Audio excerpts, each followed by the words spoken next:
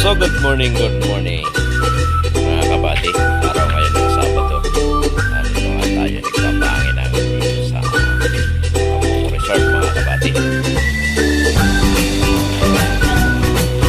Swimming.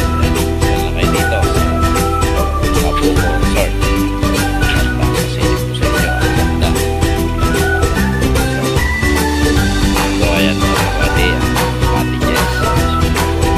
Kagandaan dito mga kabady. Napakasisipag na mga staff ng Kabuko Resort na i-maintain. Isa ng swimming pool. Siya dito at good morning! Mga kabady at napakasisipag na staff ng Kabuko Resort. Ayan. Si Buddy Julius maintain ng kalinisan. Miguelito.